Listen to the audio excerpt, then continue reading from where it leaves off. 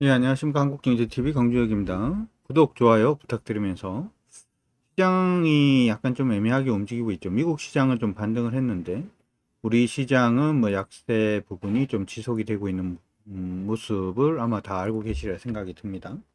테이퍼링 얘기들도 일단 계속해서 나오고 있고 뭐 그렇기 때문에 지금 부분에서 우리가 이제 한은의 이제 금리 인상 부분에 대한 얘기들도 일단 나오고 있죠. 그래서 전반적으로 조금 고민을 좀 해봐야 되는 그런 시기가 아닌가 이렇게 생각이 들어서 오늘은 전체적으로 한번 한국의 기준금리가 인상이 되면 우리 시장이 조정을 받을 것인지 뭐 어떤지 그 부분에 대해서 조금 고민을 한번 해보려고 합니다.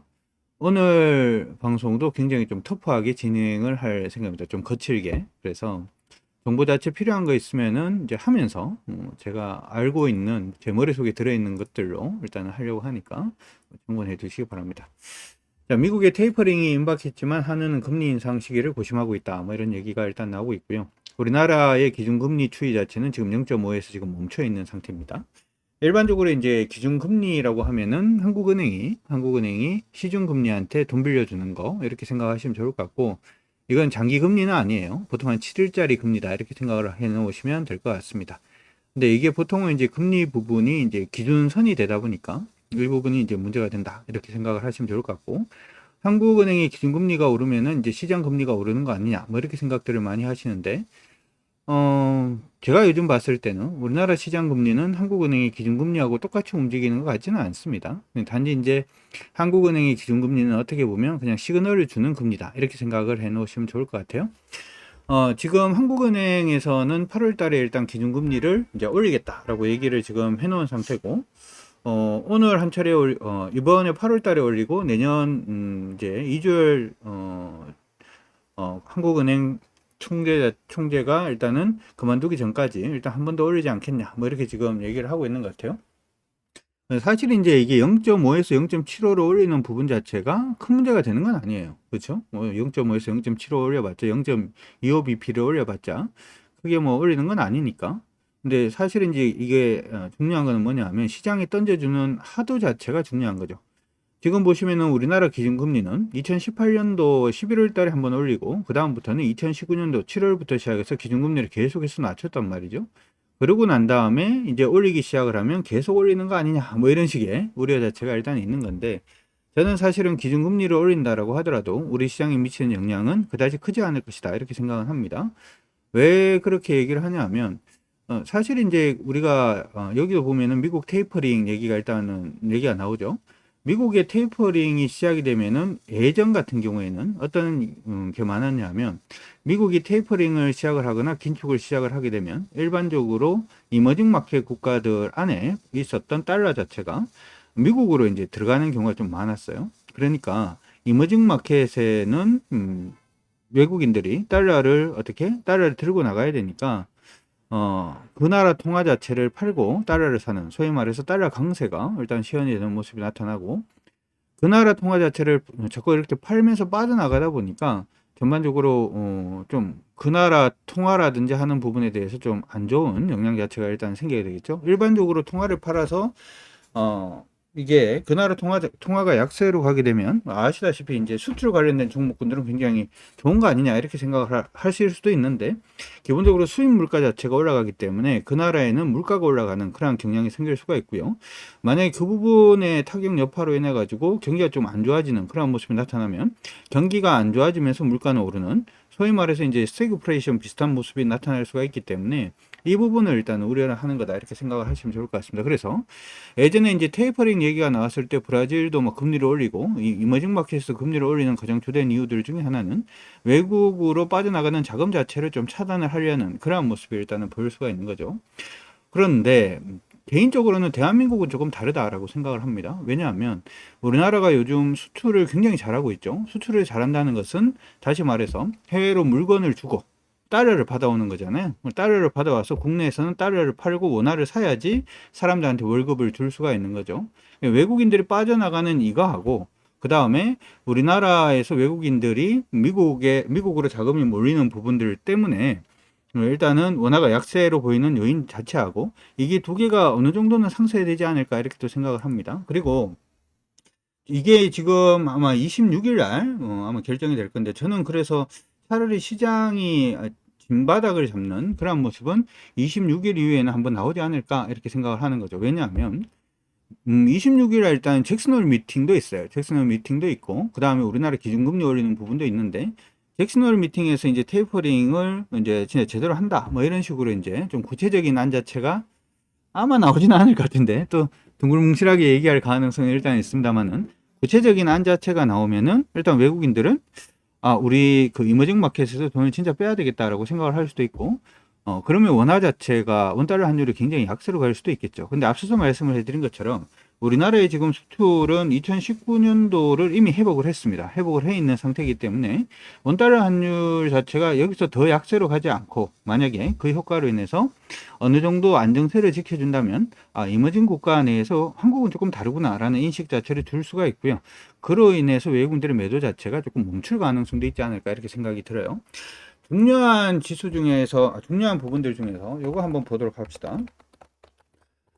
사실 이제 그 돈이 나가는 부분에서 굉장히 중요한 부분들 중에 하나는, 외국인들이 다 중요한 건 아니에요. 제가 생각을 할 때는 외국인들이 다 중요한 건 아니고, 미국계 자금 나가는 부분이 굉장히 중요합니다. 미국계 자금이. 그래서 외국인들 중에서 미국계 자금 나가는 부분을 여러분들이 하나 체크를 하시면 좋을 것 같은데, 같이 보도록 하죠.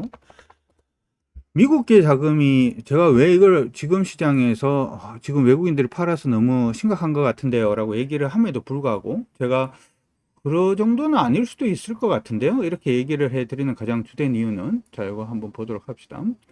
요거는 이제 8월 13일에 나왔던 자료예요. 지금 보시면은 이제 외국인 동향 자체를 보여주는데, 2021년 7월 달에 외국인들이 국내 주식 3조 7,780억 원을 순매도하고, 많이 판다 그쵸? 미쳤다 그쵸? 그만 좀 팔아라. 자, 채권을 9조 2,900원을 순투자 매수를 한 거죠. 그래서 총 이제 채권하고 합쳐보니까 5조 정도가 우리나라에 돈이 들어왔어요. 그러니까 이게 어떻게 보면 채권은 매수를 하고 있는데 주식은 팔고 있다라고 하는 부분이죠. 외국인 부분에서 제가 미국계 외국인이 왜 중요하다라고 얘기를 하냐 하면은, 왜 그렇게 얘기를 하냐 하면, 자, 지금 요거 한번 보도록 합시다. 지금 보시고 있는 것은 국가별 상장 주식 보유 현황이라고 하는 부분인데, 외국인들이 우리나라 주식의 한 30% 정도를 가지고 있단 말이죠. 이 30% 정도를 가지고 있는데, 이 중에서 미국 투자자들이 얼마를 가지고 있냐면 41%를 가지고 있어요. 무슨 얘기냐 하면, 만약에 홍콩이 우리나라를 막 판다. 팔아봤자 1.4%밖에 안 가지고 있어요. 됐습니다. 그쵸? 만약에 스웨덴이 우리나라 주식을 막 판다. 팔아봤자 1%밖에 안 갖고 있어요. 뭐 관계 없습니다. 중요한 거는 뭐냐 하면은, 미국이 파는 기조로 그냥 가버리면, 이게 지금 40%나 가지고 있고, 외국인들 비중에서는 40%면 깨끗이 한 15%, 우리나라 전체 주식에서는 15% 이상을 가지고 있는 거기 때문에, 팔기 시작하면은 굉장히 좀 힘들어질 수 있습니다. 이거는 영국도 역시 마찬가지고요. 그렇죠? 8.2% 정도 일단 가지고 있죠. 그런데 지금 이제 테이퍼링이 나와서 외국인이 판다라고 했는 부분에서 우리가 하나 생각을 해볼 게, 미국은 사실 이미 많이 팔았어요. 2020년도에도 굉장히 많이 팔았고요. 2021년도 지금 상반기에도 엄청 많이 팔았습니다. 10억 원 기준이니까 이게 10억, 100억, 1000억, 조 16조를 팔았죠. 2020년도에 16조를 팔았고요. 지금 2021년도에 벌써 9조를 팔았습니다. 자, 지금 보시면 5월달 같은 경우에 우리가 원화가 좀 강세로 가는 그런 모습들도 일단 있었는데요. 그 강세로 가는 그런 흐름에서도 지금 보시면 2조 정도를 팔았고요. 6월달에도 1조 2천억을 팔았어요. 그런데 아까 위에서 봤을 때 외국인들이 7월달에 3조 7,780억 원을 순매도를 했거든요. 그쵸? 보이시죠? 근데 미국계 투자자들은 어떻게 했냐면 7월달에 7월 달에 지금 4천억 정도를, 7월 달에 미국이 2천억 정도를 지금 순매수를 하는 모습이 일단 보였죠. 그러니까 계속해서 순매도를 하다가, 이제는 순매수로 조금 전환이 되는, 테이퍼링이 임박하니까 이미 팔 건 다 팔고 돌아오는 그런 모습이 아닌가 이렇게 생각을 한번 해볼 수 있지 않을까 싶어요. 그래서 제가 생각을 할 때는 이런 흐름 자체가 8월 달에도 이어진다면, 7월 달 미국계 투자자들의 매도 자체가 7월 달이 끝이 나고 8월 달에 턴한다면, 시장에서 일반적으로 예상하는 것하고는 다르게 시장이 한 번은 뭐 반등할 수 있는 기회, 여러분들한테 예전에 제가 팔 수 있는 기회를 한번 드렸는데, 현금화할 수 있는 기회를 드렸는데, 그러한 기회 자체가 한 번은 더 올 가능성이 높지 않을까. 시장에서 예상하는 것만큼 그렇게 불안하지 않다 이렇게 생각이 드는 거고. 자, 두 번째로 요거 다시 한번 보도록 하죠. 한국은행 기준금리가 올라가는 부분이 저는 이제 한국은행 기준금리 올라가는 게 뭐 이런 걱정들을 굉장히 많이 하죠. 우리나라 지금 가계부채가 굉장히 많은 건 아마 알고 계실 겁니다. 가계부채. 이거는 지금 어떻게 보면 부채와의 전쟁을 하고 있다. 이렇게 또 생각이 드는데 부채가 엄청 많아요. 그렇죠? 대출조이는 은행들 가계부채 그냥 뜨니까 그냥 보이죠. 가계부채가 1600조 큰 위기가 올 수도 그러면서 지금 두 번째로 얘기가 나오고 있는 게 금리 인상하니까 문제가 되는 거 아니냐 뭐 이런 식으로 얘기를 하는데 요거 한번 보도록 하죠. 마이너스 통장 이자 마이너스 통장 이자 추이라고 하면서 저도 이거 지금 처음 찾아보는 거예요. 여러분들하고 같이 가는 듯한 아주 아름다운 모습 그죠? 시간을 보면서 한 달 정도로 남아놓고 그래프를 한번 볼까요? 지금 보면 금리가 지금 엄청 올라가고 있다라고 하는 부분이 일단 보이고 있어요. 금리가 막 올라가고 있습니다. 금리 올라가고 있는 부분이 일단은 보여요. 주택담보특약 같은 경우에도 대출도 일단 많이 올라가는 그런 모습이 일단 보이고 있는데 금리 올라가고 있는 부분 금리, 신용은행, 이거 보시면, 보도록 하죠. 시중은행, 5대 시중은행 신용대출이 지금 보면은 120조, 그 다음에 124조, 126조, 이렇게 지금, 보이고 있고, 신규 약정 자체도 늘어나고 있는 모습, 그쵸? 이런 부분이 굉장히 좀 많이 나타나고 있는 부분이 있죠. 금리를 보려고 그랬는데, 금리가 보이질 않네요. 금리. 만약 통장 금리 추이라고 할까요? 금리 추이 마이너스 통장 금리 추이 한 달로 잡아놨죠. 유형 시간을 지금 일주일로 잡으면 너무 큰가? 잔액 추이, 증가함액 추이, 대출 금리. 여기 지금 그림이 안 보이네요. 그림이 안 보이고. 지금 보면 금리 추이를 한번 보도록 하죠. 금리 추이는 지금 계속 올라가고 있어요. 그렇죠? 금리 추이는 지금 계속 올라가고 있는 모습이 일단 보이고 있어요. 그렇죠? 그렇기 때문에 제가 생각할 땐 기준금리를 올려봤자 어차피 금리가 계속해서 올라가고 있는 모습이 나타나고 있기 때문에 뭐 지금 기준금리 올리는 부분이 이거 금리를 더 막 끌어올려 가지고 막 큰일 난다 뭐 이런 부분은 저는 조금 아니지 않나 이렇게 생각이 들어요. 이전 동영상에서 제가 한번 말씀드렸던 부분이 이런 부분이 있었거든요. 정부가 이제 DSR 규제 부분에 대한 얘기를 한번 해드린 적이 있어요. 그러니까 DSR 규제가 뭐냐면 총부채 한도 비중 자체를 조절하겠다. 언제까지? 2023년까지 총부채 한도 비중을 평균 20% 미만으로 떨어뜨려라. 뭐 이런 식으로 지금 이제 얘기가 나왔는데 우리나라에 일반적으로 이 총부채 한도 비율은 뭐냐면 여러분들의 소득에 비해 가지고 부채가 얼마나 되느냐라고 하는 부분이죠. 20%라고 하는 거는 내가 한 달에 한 100만 원 정도 버는데 내 소득이 한 100만 원 정도 되는데 금융 비용으로 나가는 돈이 한 20만 원 정도. 근데 지금은 얼마 정도 되냐 하면 40%가 넘거든요. 46%인가 뭐 그래요. 이게 무슨 얘기냐면 내가 100만 원 버는데 금융 비용이 지금 46만 원 정도 나간다는 거죠. 그런 부분들 때문에 이걸 갖다가 20% 줄여라 라고 얘기를 하니까 요즘 계속 그 은행에서는 하는 일이 뭐냐면은 여러분들 마이너스 통장이 됐던 이런 부분의 금리 자체를 계속해서 올리는 그러한 모습이 일단 있고요. 두 번째로는 마이너스 통장이라든지 대출이 만기가 돌아오게 되면 한도 자체를 줄이는 그러한 모습들이 좀 보여주고 있어요. 준비를 하고 있는 거죠. 그렇죠? 이런 부분이 지금 들어와 있기 때문에 제가 생각을 할 때는 금리를 올린다라고 하더라도 이게 심리적으로 뭐 시장 안에서 금리를 올리네 큰일이네 뭐 이렇게 생각을 할 수는 있습니다만은 금융적으로는 크게 뭐 문제는 되지 않는다. 따라서 두 가지 이제 얘기를 해드렸어요.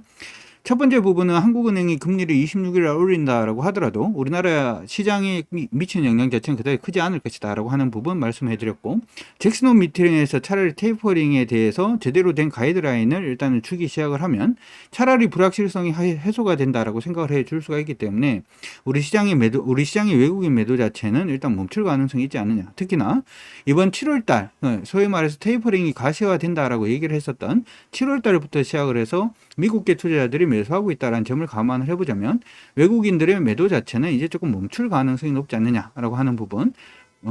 그리고 이제 마지막으로 하나 더 말씀을 드렸던 부분은 원달러 환율 자체가 환율이 굉장히 약세 움직임을 많이 보여주고 있어요. 환율 한번 볼까요? 환율이 굉장히 약세 움직임 보여주고 있는데 사실은 환율은 약간 좀 애매하긴 해요. 왜 이걸 갖다가 제가 좀 애매하다라고 얘기를 하냐 하면 설명을 해 드릴게요. 이거는 조금 애매하다라고 말씀을 드리는 가장 주된 이유가 뭐냐면 우리나라의 환율 자체는 사실은 우리나라만의 문제로 움직이지는 않아요. 움직이지는 않고, 조금 이따 설명을 해 드릴게요. 자, 지금 보시면 원달러 환율이 계속해서 약세 움직임을 보이면서 지금 1179원까지, 1180원까지 거의 뭐 근접해 주는 모습이 일단 보이고 있어요. 그러면 환율 자체가 여기서 이제 1225원 가고, 1250원 가고, 1275원 가고, 아니면은 뭐 1300원, 1400원, 1600원 가서 외환위기가 오느냐, 뭐 이건 사실은 아니다라고 말씀을 드리는 거죠. 왜냐하면 아까 보신 것처럼 외국계 자금 자체가 굉장히 많이 나갔죠. 미국계 자금 같은 경우에도 굉장히 매도가 좀 많이 나왔고요. 근데 이걸 방어할 수 있는 부분 자체는 어떻게 보면 수출이다 이렇게 말씀을 드렸고, 수출 부분은 어느 정도 안정세를 취하고 있다라고 하는 부분, 안정세를 취하는 게 아니죠. 엄청 호황이죠. 물류라든지 하는 부분에 해운 운임이라든지 아니면 항공의 물류 운임 자체가 지금 굉장히 높아졌다라는 부분 자체가 우리나라 수출이 굉장히 잘 되고 있다라는 거에 반증이다 이렇게 생각을 하셔도 좋을 것 같아요. 그래서 이게 차라리 잭슨홈 밀팅이 일어나고 우리나라 금리 인상이라든지 하는 부분을 제대로 이제 금리 인상할 것 같으니까 하는 26일을 기점으로 해서 시장은 차라리 턴할 가능성이 높다 이렇게 생각을 하는 거고, 시장이 턴을 한다라고 하더라도 이전에 이제 요 그림도 한번 보여드렸는데, 시장이 턴을 하면 무조건 그러면 시장이 위로 가나요? 그건 아니다 이렇게 말씀해 드렸죠. 지금 보시고 있는 건 코스닥 시장인데요. 코스닥 시장은 일단은 이렇게 생각을 합시다. 지금 코스닥 시장의 움직임 자체는 아래쪽으로 여기 보이는 지수권이 있죠. 이게 게임이 끝나냐 끝나지 않았나를 볼 때 945포인트가 깨지지 않으면 괜찮다 이렇게 말씀을 일단 해드렸어요. 두 번째는 여기 안에서 박스로 움직일 가능성이 저는 높다라고 생각을 합니다. 그러니까 945포인트고 지금 967포인트다라는 점을 감안해 보자면 코스닥 시장은 일단 거의 다 온 걸로 여러분들이 생각을 해 두시면 좋을 것 같고, 두 번째로 코스피 시장입니다. 코스피 시장도 역시 마찬가지 개념으로 지금 22일이니까 한 4일 정도 남았다, 그쵸? 그 이전에 먼저 뜰 수도 있는데, 뜨면은 어제 제가 시황에서 말씀을 해드린 것처럼 시장이 제대로 된 반등을 낼 수 있는지를 한번 보라 이렇게 말씀해 드렸죠. 추세 전환이 중요하다 이렇게 말씀해 드렸는데, 여기 안에서 박스권으로 움직인다 이렇게 생각을 하세요. 여기 안에서 박스권으로 움직일 가능성이 높아서 아래쪽으로 보면은 조금 빠르게 바닥을 잡으면은 한 3000포인트 정도 되는 것 같고요. 아래 60포인트 밖에 안 남았습니다. 그 다음에 조금 더 밀린다라고 하더라도 2923포인트 언저리가 일단 바닥이 될 가능성이 높다. 바닥이 돼서 그냥 막 올라간다가 아니라 여기 안에서의 박스권으로 움직일 가능성이 높으니까 그걸 일단 염두를 하시고 여러분들이 시장에 대응을 해 두시면 어떨까 싶습니다. 자, 시장 안에서 일단 잭슨홀 미팅 관련돼서도 좀 불안하다. 자산 버블 자체가 무너진다. 뭐 이런 부분들도 굉장히 많이 나오고 있고, 그 다음에 금리까지도 올린다라고 얘기를 하니까 저는 사실 이제 걱정을 하는 게, 우리 시장의 버팀목 역할을 했던 게 외국인이 아니잖아요. 옛날에는 외국인이었는데 기관도 아니잖아요. 개인들이 버팀목 역할을 했는데, 가장 큰 리스크는 뭐냐면 개인들이 지금 이렇게 이자를 높이는, 이자가 계속해서 이렇게 마이너스 통장 이자가 올라간다든지 하는 부분이 보이면은 외국인이 개인들이 주식을 팔고 싶지 않아도 팔아야 되는, 아니면 사고 싶어도 살 돈이 없는 그러한 부분이 생길까봐 약간 그건 좀 부담스럽긴 합니다만은, 그러니까 개인들이 매수를 할 수가 없기 때문에 우리 시장은 일단 외국인들이 매수할 수 있는 여건 자체가 일단 되어야 되는데, 아까 이제 보신 것처럼 7월 달에 일단은 보니까 미국계 투자자들이 일단 매수로 소폭이에요. 그렇죠? 정말 소폭인데 몇 조 이렇게 몇십 조 이렇게 팔다가 뭐 2천억 매수했다. 이게 이제 굉장히 작은 물량이긴 합니다만은, 이게 일단은 그래도 시그널이 되지 않을까. 시장 안에서 생각하는 것만큼 시장이 악재가 아닐 수 있다라고 하는 거 여러분들 반드시 기억을 해 두시면 좋을 것 같고, 이코노미스트 얘기들을 많이 들어보면은 그런 얘기를 굉장히 많이 해요. 자산 버블 때문에 이게 무너질 가능성이 높다 이런 얘기 굉장히 많고, 그 다음에 우리가 그 2000년도 같은 경우에는 주식 버블이었죠. 2000년도 IT 버블, 주식이 일단 버블이 일어나면서 무너질 때 봤더니 어쨌냐, 와, 난리가 났었죠. 한번 보도록 할까요? 우리가 일반적으로 버블이라고 얘기를 하면 2000년도 버블이 일단 있죠. 2000년도 버블이 있고, 2000년도 버블, 2008년도 말고 2000년도 버블 있죠. 이때 버블 무너질 때 시장이 박살이 났어요. 1999년도 2000년부터 시작을 해서 시장이 막 463포인트까지 일단 밀리는 모습, 그쵸? 보이시죠? 그쵸? 그 다음에 2008년도 무너지는 부분은 이거는 부동산 버블이었죠. 그쵸? 리먼 사태 터지고, 그쵸? 서브프라임 모기지 부분이 일단은 부실화되면서 부동산 가격이 막 올랐다가 이 부분 자체의 자산 부분, 부동산 버블이 일단은 깨지는 그러한 시점에서 시장은 2000포인트부터 시작해서 892까지 일단 밀리는 모습이었고, 이번에는 버블이 다 버블이다 이렇게 얘기를 하거든요. 무슨 얘기냐면 비트코인도 버블이다. 이렇게 얘기를 하고요. 그 다음에 주식도 굉장히 많이 올랐죠. 주식 버블도 있고. 여러분 아시다시피 부동산이라든지 자산 가격도 엄청 많이 올랐어요. 자산 버블도 있기 때문에 이게 동시에 무너질 가능성이 있다. 뭐 이러면서 이코노미스트들이 굉장히 겁을 많이 주는데 저는 사실은 이전에 이때하고 지금하고 조금 다른 게 하나가 있다. 이렇게 생각을 합니다. 뭐냐면 예전에도 한번 말씀을 해드렸습니다만은 4차 산업혁명 있죠. 4차 산업혁명. 이게 굉장히 캐캐먹은 얘기일 수도 있습니다만은 4차 산업혁명. 4차 산업혁명이 사실은 저는 이게 굉장히 중요하다라고 생각을 하거든요. 무슨 얘기냐면 요즘 미국하고 이제 중국하고 뭐 기술 대전 뭐 이러면서 기술 대전 이러니까 굉장히 좀 노멀하게 일단 들릴 수도 있습니다만은 기술 때문에 이제 열심히 싸우고 있잖아요. 열심히 싸우고 있는데 지금은 4차 산업혁명 시기다 이렇게 얘기를 하는 가장 주된 이유는 뭐냐면 이게 그만큼 중요하기 때문이죠.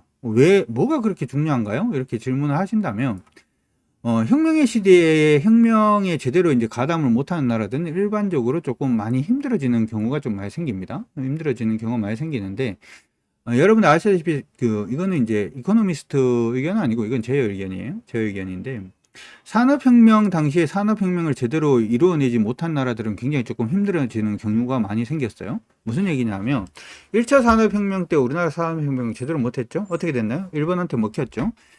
1차 산업혁명 때 스페인이 산업혁명을 제대로 못했죠. 어떻게 됐나요? 예전에는 스페인이 무적 함대 뭐 이러면서 굉장히 잘 나가다가 지금은 완전히 유럽 안에서도 뭐 잘 나가는 국가는 아니잖아요. 산업혁명을 제대로 했던 나라가 이제 독일이라든지 뭐 프랑스라든지 영국이라든지 그렇죠? 이런 나라들 아직까지도 힘이 있죠. 2차 산업혁명 지나고 3차 산업혁명 지나면서 이제 4차 산업혁명 시대에 지금 들어왔어요. 보니까 인공지능, 빅데이터, 초연결 지능화, 우주기술, 지구공학, 바이오, 에너지 뭐 이런 식으로 돼 있는데 이걸 갖다가 지금 그럼 투자를 안 할 수 있느냐? 투자를 해야 되죠. 왜냐하면 옛날에 얘기했잖아요. 1차 산업혁명을 안 하다 보니까 스페인이 이전에 무적 함대니 어쩌니 뭐 이러면서 굉장히 강국이었다가 신성 로마 제국을 이었던 게 스페인이죠. 이게 몰락한 거잖아요. 그렇죠? 그 이전에는 뭐가 있었나요? 어떻게 보면은 소위 말해서 이제 지금 러시아 지역에 있었던 티타르죠. 티타르 맞나요? 그쪽도 어떻게 보면은 말 타고 열심히 다니는데 무슨 산업혁명을 해? 말로 그냥 끌면 되지. 뭐 이렇게 되는 거잖아요. 그렇죠? 그러다 보니까 산업혁명에서 도태된 국가들은 일반적으로 그 산업혁명이 유지되는 동안에 뭐 후진국을 면치 못하는 그런 모습들을 많이 보여줬단 말이죠. 2차 산업혁명도 마찬가지고 3차 산업혁명 역시 마찬가지잖아요. 지금 큰 기업들 보면 전부 다 미국에 있어요. 왜냐하면 3차 산업혁명은 인터넷 혁명이었는데 인터넷 산업 자체를 제대로 키운 나라가 미국이죠. 그렇죠? 그 다음에 한국, 우리나라하고 일본하고 비교를 해봐도 여러분들 답을 내실 수가 있으리라 생각이 듭니다. 이제 4차 산업혁명으로 가는 거예요. 여기서는 투자를 해야 돼요? 안 해야 돼요? 투자를 할 수밖에 없어요. 그러면 시장이 안 좋아진다라고 하더라도 투자를 하든지 이쪽은 무조건 성장을 시켜야 되기 때문에 성장 섹터 자체는 여전히 살아있다는 얘기가 되죠. 시장이 그래서 이런 식으로 밀리는 모습이 일단 보이기 시작을 하면 이 섹터 내에 있는 종목군들은 버리려고 생각하지 마요. 기회가 없다? 아니요. 기회가 있어요. 예전하고 다릅니다. 뭐 시장의 투자자들한테 가장 큰 손실을 줬는 게 this time is difference. 이번엔 다르다. 뭐 이런 거였다라고 합니다만은 제가 생각할 때는 그렇기 때문에 이번은 그럼에도 불구하고 이번은 저는 좀 많이 다르지 않을까라고 생각을 합니다. 그래서 우리나라가 되었던 이 4차 산업혁명이 가장 중심이 되는 부분들, 초연결, 그쵸? 그 다음에 빅데이터라든지 인공지능, 요 관련된 종목군들은 여러분들이 계속 관심 있게 봐주시면 좋을 것 같고, 그런 관점에서 보자면 차라리 지금처럼 시장이 전체적으로 밀리면은, 시장이 밀리면 좋은 것도 밀리고 나쁜 것도 밀리죠. 이럴 때, 좋은 종목을 싸게 살 수 있는 기회다라고 생각하지 마시고, 이들 종목군들 중에서 누가 먼저 머리를 찍게 드느냐, 그걸 지금부터 시작을 해서 여러분들이 관심을 가져주신다면 시장 안에서 수익 나기가 그다지 어렵지 않으리라 생각을 해봅니다. 자, 얘기가 조금 길어졌는데요. 일단은 시장에서 얘기하는 것대로 생각을 해보자면 굉장히 시장이 위축이 될 것 같고 앞으로의 시장 자체는 굉장히 없을 것 같다라는 생각이 드는데 실질적으로는 그렇지 않다라고 하는 거 반드시 기억을 해 두시고, 지금 시장에서 기회를 한번 잡아보겠다라고 하시는 분들은 오늘 방송해드렸던 부분, 진짜로 시장에서 어떻게 움직이는지, 26일 이후에 외국인들이 순매수가 가담이 들어올 수 있는지, 가담이 들어온다면 미국계 외국인들이 들어올 수 있는지, 실질적으로 지금 해야 되는 거 있잖아요. 4차 산업혁명에서 무조건 해야 되는 거 있죠. 무조건 인프라부터 달라지기 시작을 합니다. 무조건 해야 되는 그 산업군 자체에 다시 한 번 더 관심 종목 모으시고 일기심전하는 그런 모습을 한번 보여주시면 뭐 만약에 지금 부분에서 손실이 났다라고 하더라도 충분히 원금 회복을 할 수 있는 그런 기회가 오리라고 생각이 드니까 겁내지 마시고 정신줄을 놓으면 답 없습니다. 정신줄 꽉 잡으시고 시장 대응 잘 해주시길 바랍니다. 오늘 방송 여기서 마무리하도록 하겠습니다. 주말인데 아이고 내일 시장 어떻게 해야 될까 걱정하지 마시고 내일 어떻게 되면 나는 어떻게 하겠다. 시장은 대응이다. 시장은 액션이다. 라는 거 기억을 하시면서 화이팅 하시기 바랍니다. 방송 종료하고요. 구독과 좋아요 부탁드립니다.